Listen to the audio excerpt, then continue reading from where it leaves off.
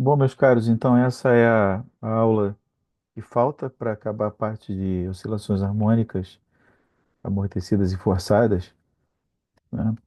Esse aqui é, é o regime que falta a gente considerar, que é o regime crítico, né? Então, revisando aqui, nós queremos estudar essa equação diferencial. Essa equação diferencial representa o movimento de um oscilador harmônico amortecido e forçado, ok? Com uma força periódica que tem frequência angular ômega. Z é a extensão para os complexos da posição dessa massa. Ok? Então, o que a gente quer fazer é resolver essa equação da maneira mais geral possível, ok? Tomar a parte real, dizer e essa parte real vai ser a nossa solução física. Gama aqui, lembrando, é a constante de amortecimento, ômega zero é a frequência natural de oscilação. Então, como a gente discutiu em sala, o primeiro é, passo foi resolver a equação homogênea, ou seja, a equação na qual f0 é zero. Não tem lado direito aqui nessa equação, tá? Essa aqui é a equação homogênea. Z dois pontos mais gama z ponto mais ômega zero quadrado z igual a zero, né? A gente resolveu da seguinte maneira, a partir de uma proposta de solução, z é a amplitude que multiplica a exponencial de pt, onde a e p a princípio são números complexos, ok? Quando você substitui esse z aqui na equação diferencial homogênea, o que você encontra é uma equação algébrica, né, que de forma geral tem duas soluções, P mais e P menos, são duas raízes, né? São as raízes da equação de segundo grau. A gente escreve como sendo menos gama sobre 2 mais ou menos ômega zero, raiz quadrada, e do quadrado de gama sobre 2 ômega zero menos um.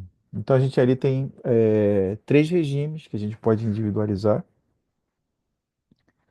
Um é o regime de amortecimento é, subcrítico. Então já errei aqui nas notas. Esse é o chamado de regime de amortecimento fraco. Deixa eu corrigir isso. Ok? Foi lá para o final. Tá aqui. Esse é o regime de amortecimento fraco. Então, nesse caso, por que não funciona?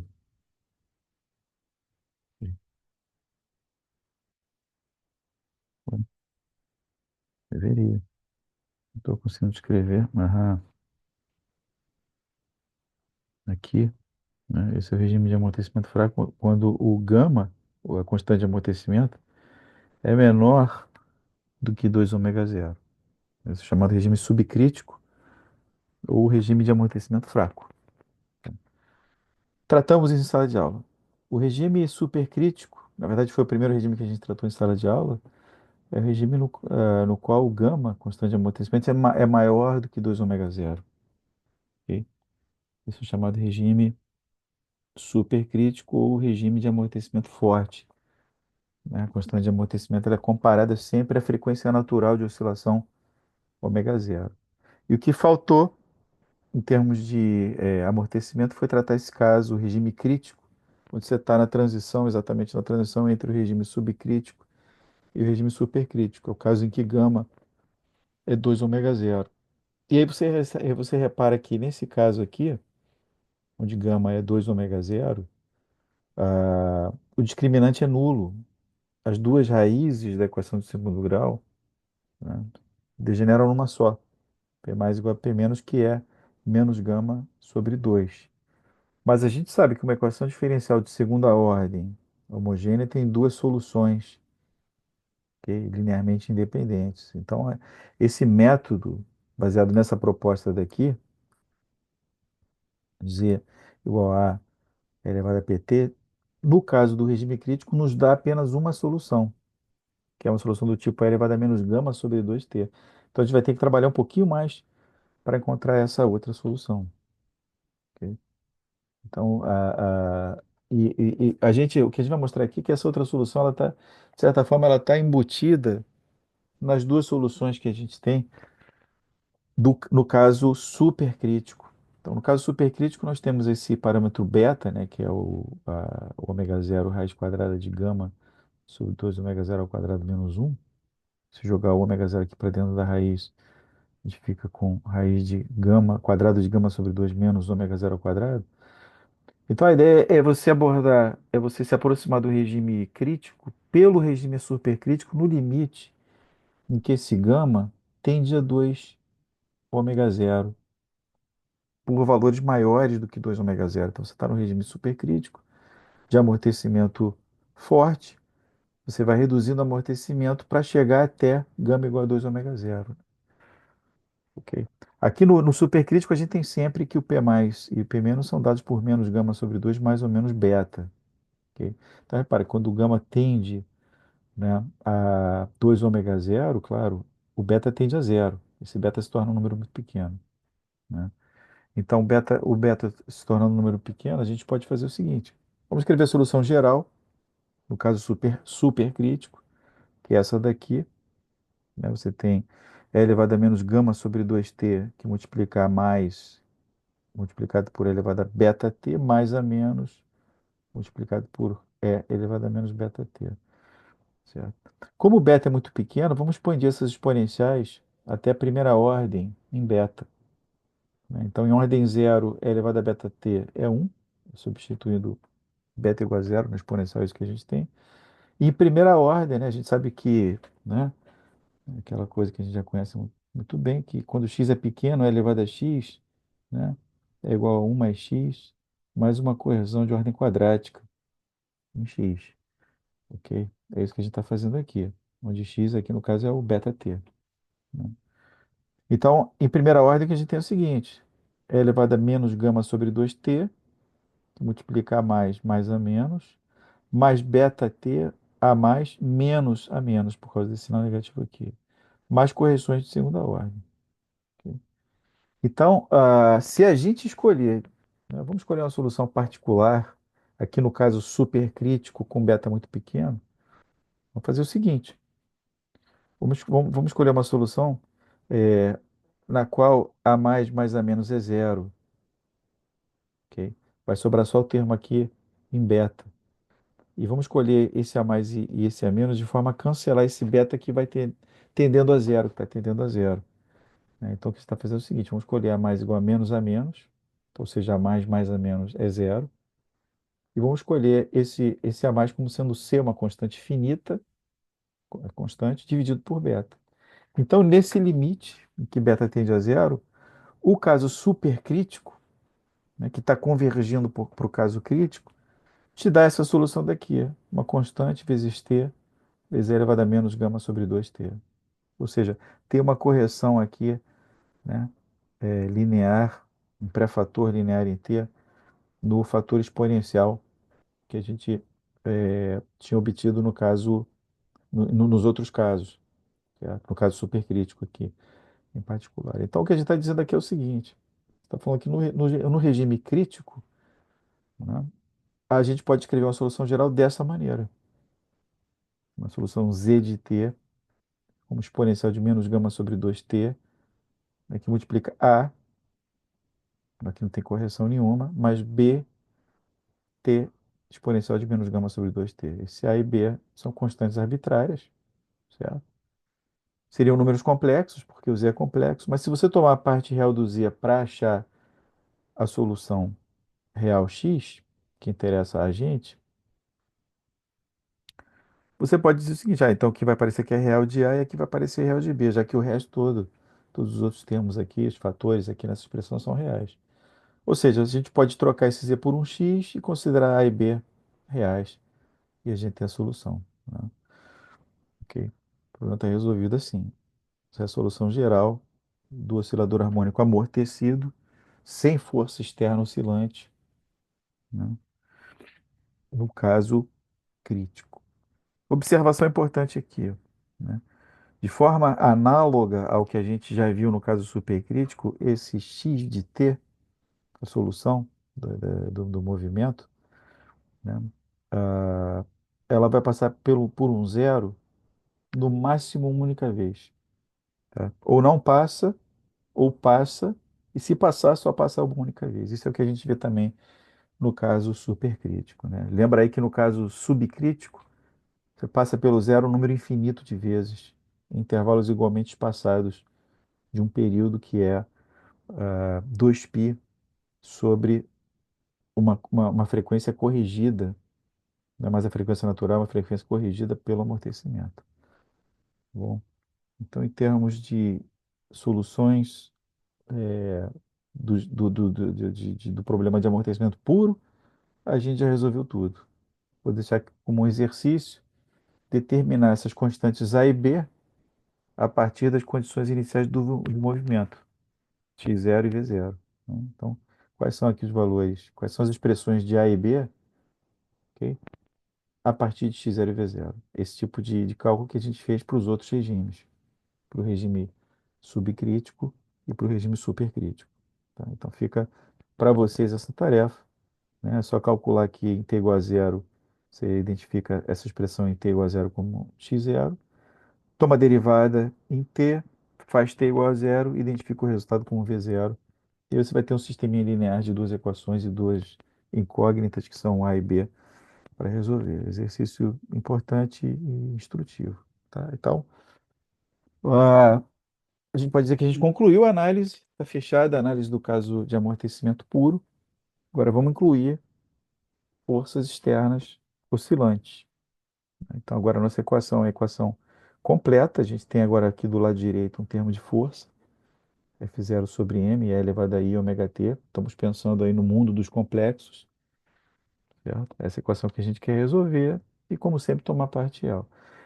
O que a gente quer fazer agora é encontrar uma solução particular dessa equação, ok? Vamos chamar essa solução de ZP, esse P de particular, ok? O que significa a gente ter uma solução particular? Significa que quando esse F0 desaparece, a solução particular também desaparece. Ou seja, quando o F0 vai a zero, Z de P também desaparece. Ela é particular nesse sentido. Repara que aquelas soluções de amortecimento não tem nada a ver com o F0. Elas continuam existindo, né? Independentemente de F0 existir ou não. F0 pode ser zero, mas você tem aquelas soluções da equação homogênea, né? Então, lembrando aqui, a solução mais geral possível do problema completo, onde você tem amortecimento e força externa oscilante, tem essa cara daqui. A solução mais geral vai ser Z de T, vai ser uma combinação de uma solução da homogênea, ZH de T, ZH de homogênea, ok? Mais ZP de T. Tá? Então, esse ZH de T, a solução da equação homogênea, dependente, ela vai depender, ela está relacionada ao regime de amortecimento. Você tem que saber qual é o regime que você tem para escrever uma solução aqui para ZH de T. Tá? E a ela você vai agregar aditivamente, vai somar a solução da particular. Essa aqui é a solução mais geral do problema completo, né? Então, para encontrar ZP de T, a solução particular, a gente vai adotar um procedimento muito semelhante, né, com uma pequena variação. Uma variação onde a gente adivinha o que o sistema faz quando sujeito à ação de uma força oscilante. O que ele faz como solução particular, tá? Não como solução homogênea. Isso a gente já resolveu. Então, a nossa adivinhação fenomenológica aqui é a seguinte, baseada na experiência também, coisa que você observa.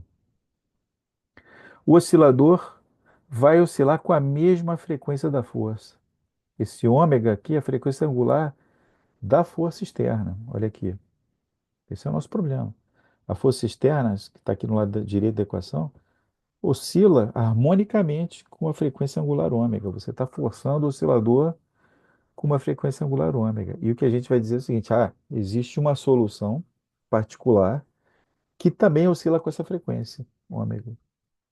Tá? Então, isto é, postulamos que o oscilador responderá com a mesmíssima frequência angular que a frequência da força externa. Esse é o nosso palpite. A gente está supondo que a solução particular tem essa forma daqui, uma certa amplitude A, que pode ser um número complexo, exponencial de ômega t. Esse ômega aqui, é claro, é real, é a frequência angular da força externa.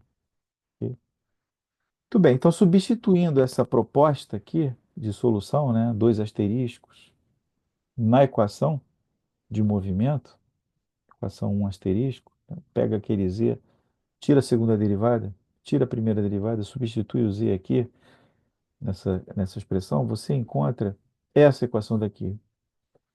Menos a, aqui está a segunda derivada, né, do z, que vai ser menos ômega ao quadrado elevado a ômega t.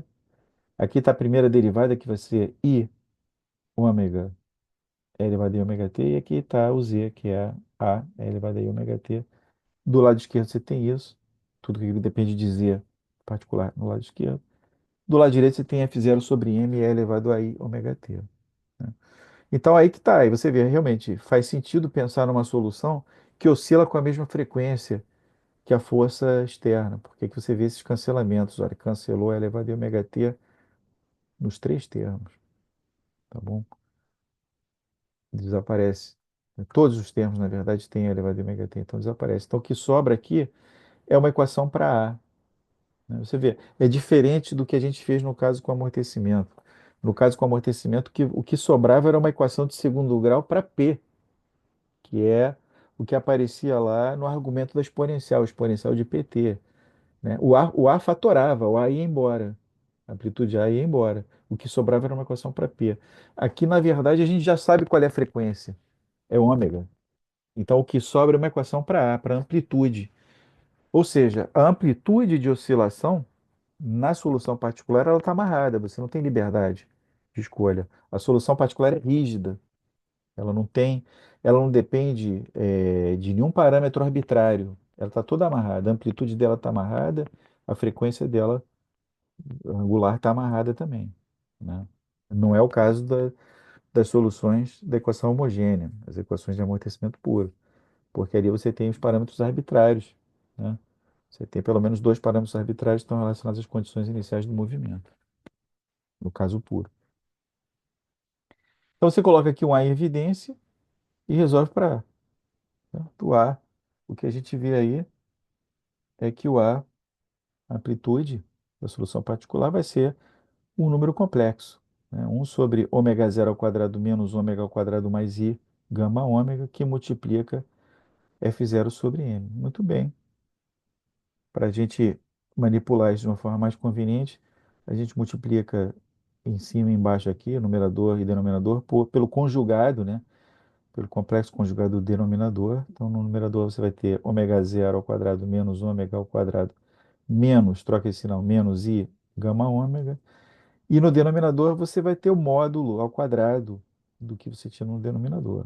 Ômega zero ao quadrado menos ômega ao quadrado, mais gama ao quadrado, ômega ao quadrado, multiplicado por f0 sobre m. Então, essa é a expressão para amplitude, é um número complexo. Então, agora vamos, o que a gente quer fazer aí é analisar essa solução. Né? Então, você vê, a gente pode escrever a solução particular como sendo um Z0 aqui, uma amplitude complexa, vamos chamar de Z0, que multiplica L elevado a I ômega t. Né? Agora vamos cair na real, né? Literalmente, vamos tomar a parte real desse Z, para achar a solução física, xp de t. Né? Então, se a gente escrever esse número complexo aqui, essa amplitude complexa Z0, como sendo um módulo de Z0 que multiplica exponencial de I fase de Z0, né? Ou seja, você está dizendo que esse Z0, né, no plano complexo, aqui real de Z e aqui imaginário de Z, é um pontinho, ok, que dista da origem de módulo de Z0, né? E que tem uma abertura angular de φ. É coordenadas polares isso daqui. Tá? É isso que a gente está dizendo. Isso aqui é um número complexo geral. Qualquer número complexo pode ser escrito assim, correto? Então, a gente está escrevendo o Z0 essa forma trigonométrica aqui, essa forma polar, né? O módulo dele, módulo Z0 elevado a φ. Quando você substitui esse Z0 escrito dessa maneira aqui, na solução para ZP de t, né? Você, tomando a parte real, posteriormente, o que você encontra então vai ser xp de t igual a módulo de Z0 cosseno de ômega t mais φ. Tem uma cara de oscilador harmônico, né? Então, primeira observação. Parece um oscilador harmônico sem amortecimento e sem força, correto? Só que não. Né? Parece. Tem a mesma forma matemática. Só que lá no oscilador harmônico, o primeiro caso de todos que a gente tratou, né? O ômega era o ômega zero, era a frequência angular natural de oscilação do oscilador. Ok? E aqui não, aqui esse ômega é o ômega da força, ou seja, quando um oscilador harmônico de frequência angular ômega zero está sendo forçado com uma frequência ômega, ele vai responder com a frequência ômega. Ele não vai responder com a frequência ômega zero dele natural. Ele vai oscilar com a frequência mandatória da força externa. Tá?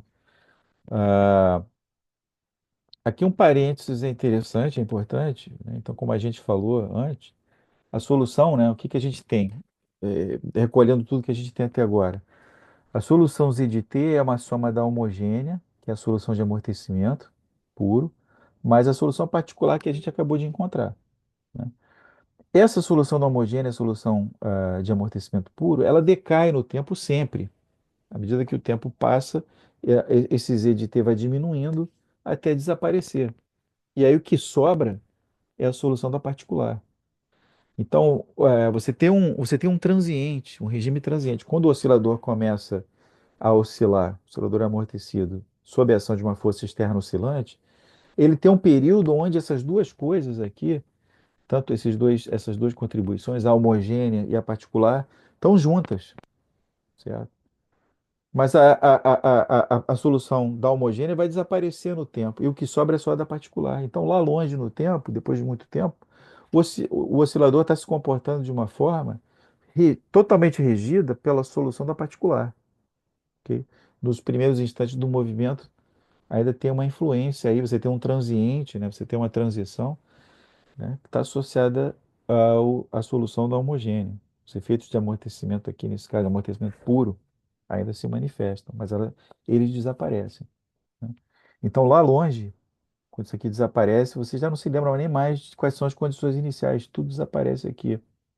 Condições iniciais são importantes no transiente, enquanto o movimento está se organizando, certo? Depois, essas condições iniciais estavam refletidas na solução da homogênea, então são trazidas, né, para os coeficientes da solução da equação homogênea, eles desaparecem e você fica só com o ZP de T. Legal? É como se o oscilador perdesse memória das condições iniciais. Só sobra o ZP de T quando o tempo se torna muito grande, quando se passa muito tempo, né?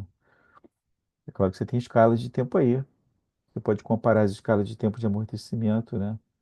A escala de tempo típica de amortecimento tem a ver com o gama, né? O inverso do gama é uma escala de tempo. Quanto menor for o gama, né, menos amortecido é, mais duradoura é a influência do amortecimento puro na solução geral do problema. Então, tudo bem. Voltando aqui, a gente já tem, a gente tem a forma geral da solução da particular, que é essa, uma amplitude Z0 que está amarradinha. Olha aqui, ó, não tem espaço para nada. O F0 é a amplitude lá da força externa, o gama é a constante de amortecimento e o ômega zero. Né? Ômega zero é a frequência natural de oscilação, frequência angular natural de oscilação do oscilador harmônico sem amortecimento, né? E sem força externa. E o ômega é a frequência de oscilação da força externa. Então, aqui o z zero totalmente amarrado com os parâmetros do sistema, certo? Ômega é a frequência angular de oscilação dessa solução particular. E tem uma fase φ que também vai estar amarrada. A gente vai estudar essa fase φ. Tanto a amplitude quanto a fase do movimento forçado, que é justamente a solução que perdura no tempo, certo? Elas estão completamente amarradas à força. Tá? Então, aqui o que a gente vê é que isso é interessante, a resposta oscilatória ganha uma fase. Você está forçando o sistema com uma força oscilatória, mas o sistema vai te responder com alguma fase que é diferente da fase de forçação, né? É uma ideia que lembra isso aí, quem já fez, já estudou eletromagnetismo, né, correntes. Você tem, por exemplo, um potencial alternado, a corrente nem sempre está em fase com o potencial. Você pode ter uma diferença de fase na resposta de corrente a uma tensão aplicada no sistema. Tem um conceito de impedância aí. É a mesma coisa aqui. Isso também acusticamente, né, é o que você tem quando você, por exemplo, produz uma variação de pressão por exemplo, um instrumento musical, né, um instrumento de sopro, uma flauta, por exemplo, você produz uma variação de pressão ali na embocadura da flauta e você tem um deslocamento de ar. Essas coisas nem sempre estão em fase. As oscilações de, né, isso é uma coisa geral, né, que você vai ver em muitos sistemas físicos, né? O sistema ele é forçado oscilatoriamente e a resposta dele do sistema também é oscilatória, mas não necessariamente em fase com a força. Pode ter uma diferença de fase. Aí, é o caso aqui também.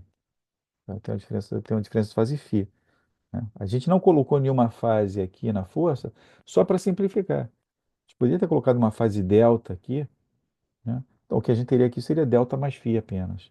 Nós estamos colocando delta igual a zero para simplificar o tratamento.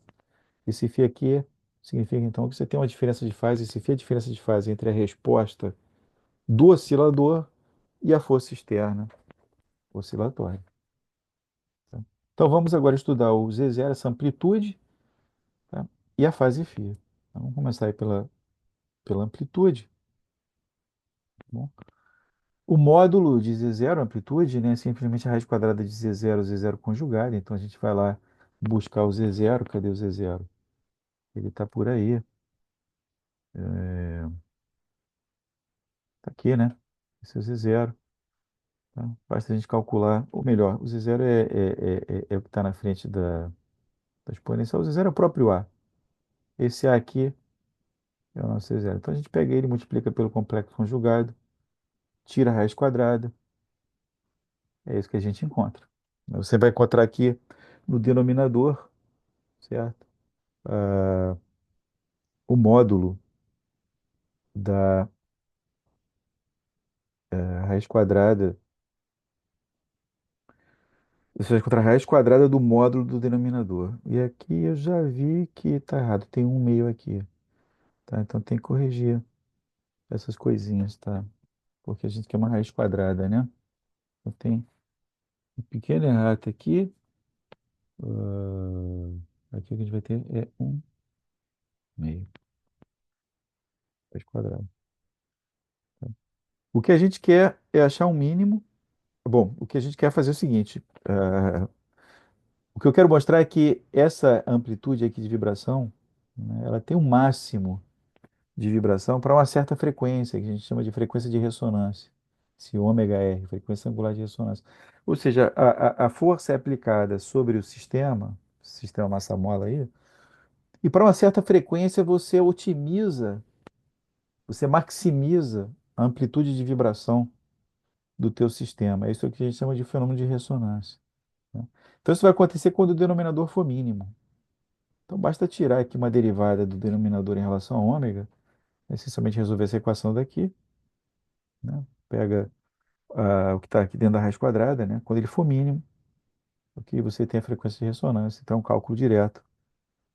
Isso vai te dar a frequência de ressonância ômega R, que é a raiz quadrada de ômega zero ao quadrado menos gama ao quadrado sobre 2. Essa é a frequência de ressonância. Então repara que quando você não tem amortecimento, quando gama é zero, se você tiver força no sistema oscilatório, a frequência de ressonância é exatamente igual à frequência de oscilação do frequência natural de oscilação do oscilador harmônico.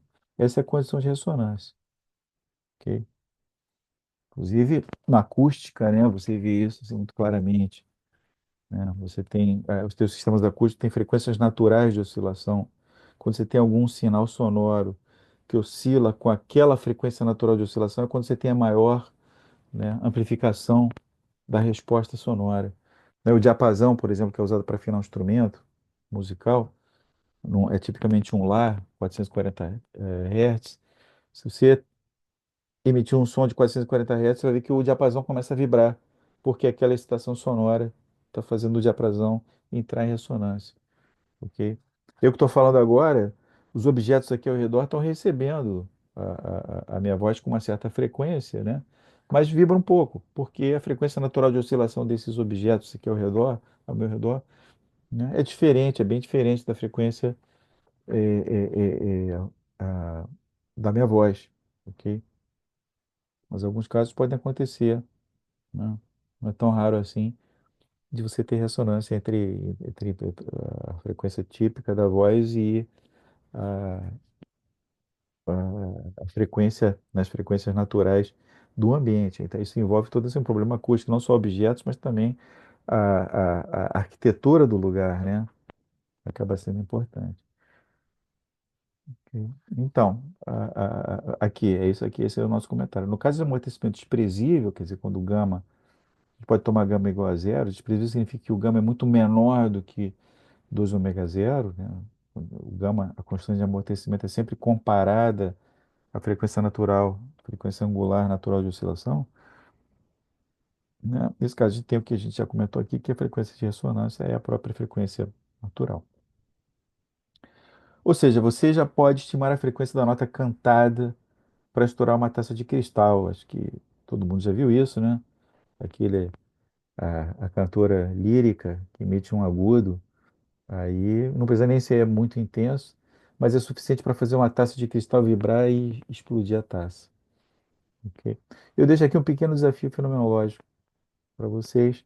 Estima que frequência angular é essa e qual é o gama, né, de uma taça de cristal, esse gama pequeno. Como é que você estima o gama? Você dá um pitelecozinho numa taça de cristal e você vê quanto tempo leva para decair, tipicamente. Isso aí vai te dar a escala de gama, certo?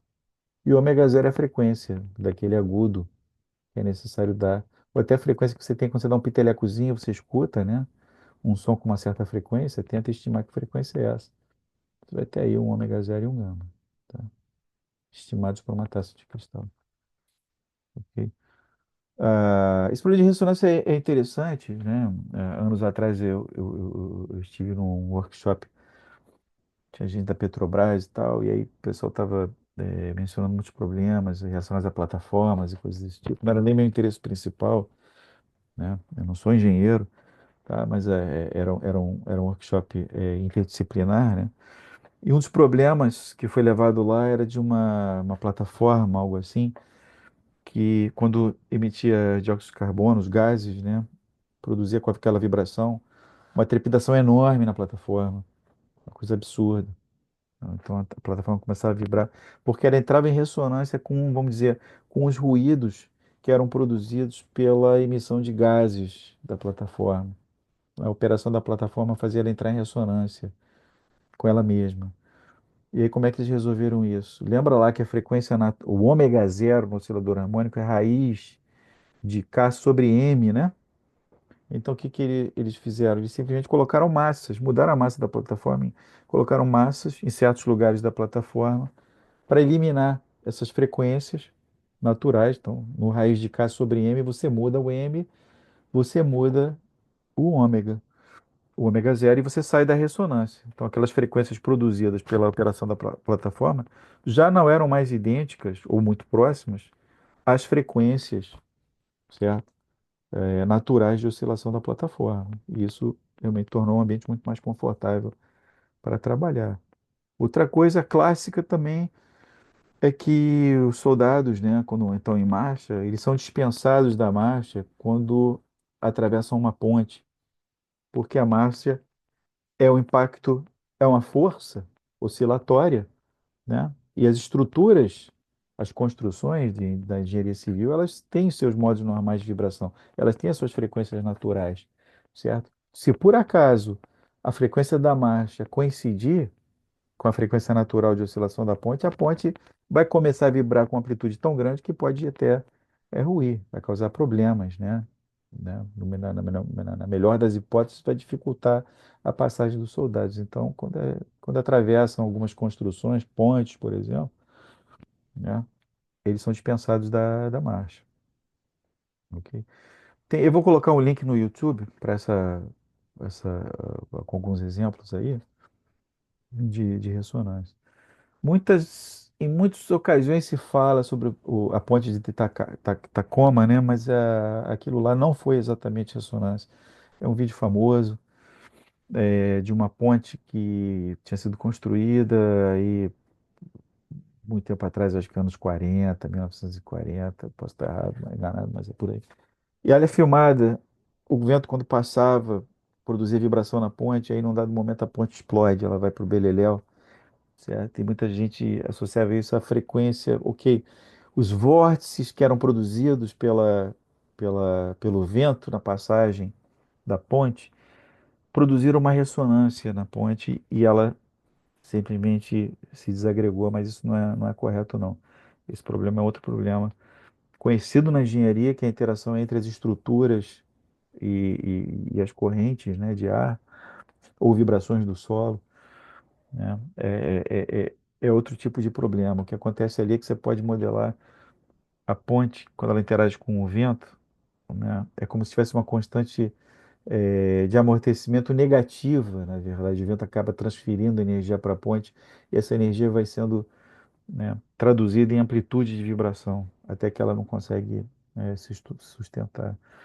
De fato, quando o vento passa por estruturas, ele produz vórtices e produz sons com isso, né? Quando na janela, quando você tem aquela fresta apertada e passa o vento, você tem aquele zumbidinho bzzz, do vento, né? Que os filmes de terror gostam de explorar, ok? Aquilo justamente são vórtices que estão sendo produzidos com alguma frequência, que você escuta aquilo como onda sonora. Mas não foi o caso da Ponte de Tacoma. Eu posso colocar um vídeo da Ponte de Tacoma, mas com a observação de que isso não é ressonância, certo? Tá bom? Mas é interessante o vídeo de qualquer maneira. O evento foi filmado, né? A- a- a- o desmonte lá, a destruição da ponte por causas naturais. Tá legal? Repara que nas proximidades da ressonância, né? Quando você está com uma frequência muito perto da ressonância, você pode escrever ômega como sendo a frequência de ressonância mais um desvio pequeno, um delta ômega. Então, a, se você expandir o denominador lá do Z0 em série de potências, ok? Aquela parte que está lá dentro da raiz quadrada, né? Aqui, deixa eu pegar aqui, né? Então, aqui, isso que está aqui dentro, você pode expandir isso aqui em série de potências ao redor de ômega R, correto? E você, então, é um cálculo direto, você encontra que essa expansão te dá exatamente isso daqui, né? O gama ao quadrado, ômega zero ao quadrado, mais 4 ômega zero ao quadrado, delta ômega ao quadrado, desprezando o gama, pensando aqui já no caso de amortecimento muito fraco, tá? Então a gente está fazendo duas coisas aqui, a gente está expandindo o denominador daquela amplitude, né, em ômega, em frequência angular, para frequências angulares muito próximas de ômega R, e está pensando também no caso de amortecimento muito fraco, quando você despreza o gama, né? E aí o que você encontra é esse tipo de resposta aqui para o Z0. Tá, tem um errozinho aí, né? Porque tinha uma raiz quadrada que eu esqueci de colocar. Então aqui nós temos uma raiz quadrada, aqui também, certo? Ah, ok. A gente pode colocar aqui um Z0 ao quadrado, tá? Porque essa curva, isso dá um pico de ressonância. E aí, dessa fórmula daqui, você vê que esse pico, né? Claro, quando o delta ômega é zero, ou seja, quando você está na frequência de ressonância, você tem o máximo de amplitude, o Z0 ao quadrado é máximo. Então, tem uma certa largura essa curva, que é o próprio gama, constante de amortecimento te dá a largura do pico. Isso aqui são os valores aqui dos picos de Z0 ao quadrado, tá legal? Então, quanto menor for gama, né, mais estreita vai ser a curva e mais alta vai ser também, porque olha só, a altura desse pico é inversamente proporcional aqui a gama ao quadrado. Coloca aqui delta ômega igual a zero, isso aqui te dá um gama, um sobre gama, né? Aqui está tomando o quadrado. Então, quando o gama vai para zero, esse pico vai para infinito. A altura do pico vai para infinito e a largura vai para zero, certo? Isso é uma ressonância, né, com uma largura muito estreita, muito pequena, no caso de muito pouco amortecimento, né? Em geral, o amortecimento alarga essa curva de pico e reduz, né, a altura do pico. Tá bom? Então, essa observação. Observe que o pico de ressonância diverge no limite que gama vai para zero. Tá? Então, em relação à amplitude, estamos resolvidos, analisamos a amplitude. Você tem um pico de ressonância, quando o ômega é igual a ômega R. Repara que ômega R não é o ômega zero em geral, tem um desvio causado aqui por gama, né? O ômega R só se aproxima naturalmente de ômega zero quando o gama é muito pequeno, né? O pico de ressonância se torna, ele é obtido uma frequência angular muito próxima da frequência natural de oscilação, no caso de amortecimento muito pequeno, tá bom? Então agora a gente quer estudar a fase. Qual é a fase da resposta? Como é que esse oscilador responde? Com que fase que ele responde? A força, né? Então é claro que a fase, né, você obtém de novo a partir do Z0, né? Lembra lá que a gente tinha escrito o Z0 dessa maneira, o φ é a fase do Z0, né? Então o cosseno de φ está relacionado à parte real de Z0 e o seno de φ está relacionado à parte imaginária de Z0, ok? Então aqui a gente está escrevendo isso aqui. Na verdade, tá faltando dividir por um módulo, né? Aqui tem que dividir por um módulo. A parte real, o cosseno de φ é a parte real de Z0 dividido pelo módulo de Z0 e o seno de φ é a parte imaginária de Z0 dividido por Z0, tá? O Z0 decompondo, né, aquela amplitude complexa em parte real e parte imaginária é isso daqui. Então repara que a parte real, que está associada ao cosseno, pode mudar de sinal. Quando você atravessa o ômega zero, o Z0 muda de sinal. A parte real de Z0. O cosseno vai mudar de sinal, tá?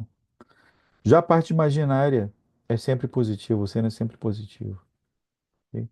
Então, isso você pode verificar quando você estudar esse assunto, que se ômega for menor do que ômega zero, o cosseno é positivo. Tá aqui, ó. Se ômega for menor do que ômega zero, o cosseno é positivo. O seno é sempre positivo. Isso aqui significa que φ, o ângulo, a constante de fase, é um número qualquer entre zero e π sobre 2, né?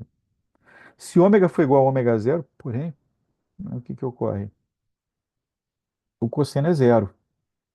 O cosseno só é zero e o seno ali naturalmente tem que ser um. O cosseno sendo zero, o seno, como é sempre positivo, é igual a um, significa que o φ, a fase é exatamente igual a π sobre 2. Agora, se o ômega, a frequência da força externa, for maior do que a frequência natural, ômega zero, nesse caso, o cosseno troca de sinal. O cosseno de φ vai ser menor do que zero, o seno é sempre positivo. E isso significa que φ é um número qualquer entre π sobre 2 e π, certo? Está no segundo quadrante do círculo trigonométrico, né? Percorrendo o círculo trigonométrico no sentido anti-horário, tá bom? Você também pode observar que quando o ômega vai para zero, certo? O cosseno de φ, ele tende a um, porque o seno de φ tende a zero, tá? Aqui, ó. O seno de φ tende a zero. E o cosseno vai ser positivo. Então, se o seno de φ tende a zero e o cosseno é positivo, significa que o cosseno é um e o φ tende a zero. Por outro lado, quando o ômega tende a infinito, quando a frequência de forçação, né, a frequência da força externa se torna muito grande, muito maior do que ômega zero, a frequência natural, o que você vê é que o, o cosseno, como ele é negativo, certo? O seno aqui, ele é sempre positivo, né? O que ocorre é que o seno vai para zero, né? Olha aqui, ó, ômega sobre aqui ômega quarta. Quando o ômega é muito grande, esquece esse ômega zero, esquece esse ômega ao quadrado, quem manda aqui é um ômega quarta, né? Que é o termo dominante no numerador. Isso aqui vai como, essencialmente, um sobre o ômega ao cubo. Quando o ômega vai para infinito, esse seno daqui vai para zero, certo? E o cosseno vai para menos um, porque o cosseno é negativo. Consequentemente, o φ tende a π por valores inferiores de π. Então, o que acontece? Quando você sai de zero, o ômega sai de zero e vai crescendo, certo? O ômega sai de zero, a fase sai de zero. Quando chega em ômega zero, a fase φ é π sobre 2. Quando o ômega passa de π sobre 2, a fase passa de π sobre. Quando o ômega passa de ômega zero, a fase passa de π sobre 2 e vai migrando para π, até chegar em π para frequências muito altas, né? Então, essa é a curva da constante de fase como função de ômega. Para ômega igual a zero é zero, e ômega zero é π sobre 2. Quando o ômega é muito grande, né? Quando o ômega vai para infinito, a constante de fase vai convergindo para π, né? Essas diferentes curvas aqui estão associadas a diferentes valores da constante de amortecimento gama. Quanto menor for o gama, mais rápida é essa transição. Quando o gama tende a zero, essa transição se torna uma transição descontínua. A fase é zero até aqui, até ômega zero, e depois pula para π, certo? Passando aqui por π sobre 2 nessa transição. Então, o que a gente observa aqui é o seguinte, que para frequências pequenas, olha só, para frequências de força externa muito pequenas, a fase é pequena também. Significa que se a forçação ocorre de forma lenta, o sistema oscila junto com a força. Ele está dançando junto com a força, certo? Mas para frequências muito altas, essa diferença de fase é de π, você tem a oposição de fase. A força está empurrando a massa para um lado e a massa está indo para o outro. É isso daqui. Essa minha mão direita, por exemplo, é a força, mão esquerda, tá? É o oscilador. O que está acontecendo é isso. Então, frequência baixa é assim, frequência alta, oposição de fase. E no caso que o ômega é igual a ômega zero, você tem uma quadratura, que é justamente, né, é aquela situação onde, quando você tem o máximo da amplitude de força, você tem um zero da resposta. É uma coisa, né, é meio difícil de fazer isso em termos de movimento, né? Mas é isso. Quando um dos sinais é máximo, o outro é zero. Quando um dos sinais é máximo ou mínimo, o outro é zero. E quando o outro é máximo ou mínimo, vice-versa, o outro sinal é zero, né? Os máximos e mínimos de um estão associados aos zeros de outro e vice-versa. Essa é a disposição em quadratura de uma diferença de fase, tá? Então, é isso. Encerramos a parte de oscilações harmônicas. Façam os exercícios, ok? E a gente agora, na quarta-feira, então, dia 4, né, de junho, certo? É isso, né? Quarta-feira, dia 4 de junho, a gente começa ondas, tá bom? Bom estudo e bom fim de semana também.